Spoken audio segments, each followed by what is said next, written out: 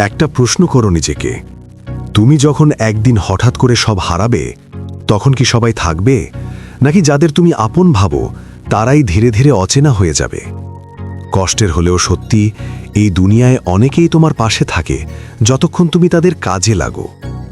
জীবনের একটা সময় আসে যখন তুমি ধীরে ধীরে বুঝতে শুরু করো মানুষ আসলে তোমাকে না, তোমার অবস্থানকে মূল্য দেয়।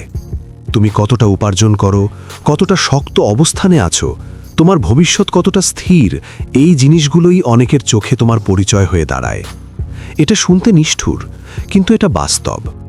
তবে এখানে একটা জিনিস বুঝতে হবে, সবাই খারাপ না, কিন্তু সবাই নিজের জীবনটা আগে দেখে।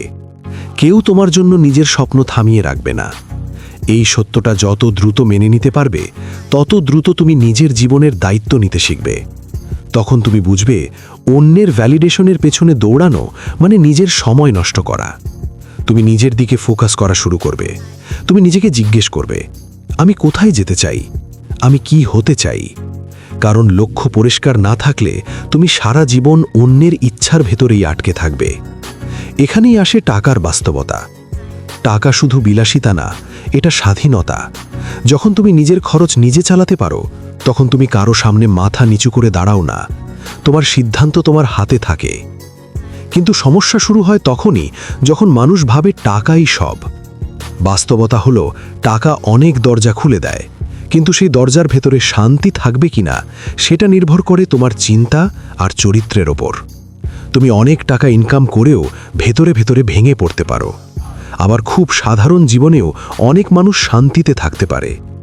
তাই সফলতা মানে শুধু টাকা না, সফলতা মানে তুমি কতটা স্থির, কতটা নিয়ন্ত্রিত আর কতটা ভারসাম্যপূর্ণ জীবনযাপন করছো। মনে রেখো, টাকা দরকার, কিন্তু টাকার দাস হওয়া দরকার না। তুমিই টাকাকে নিয়ন্ত্রণ করবে, টাকা তোমাকে না। আর একটা গুরুত্বপূর্ণ সত্য, স্কিলই আসল শক্তি। টাকা হারিয়ে যেতে পারে, কিন্তু যদি তোমার দক্ষতা থাকে, তুমি আবার শূন্য থেকে শুরু করতে পারবে। এই দুনিয়ায় কেউ তোমার জন্য এসে তোমাকে তুলে দেবে না। তোমাকেই নিজেকে তৈরি করতে হবে, প্রতিদিন একটু একটু করে। কারণ বড় পরিবর্তন একদিনে আসে না, এটা ছোট ছোট নিয়মিত পরিশ্রমের ফল।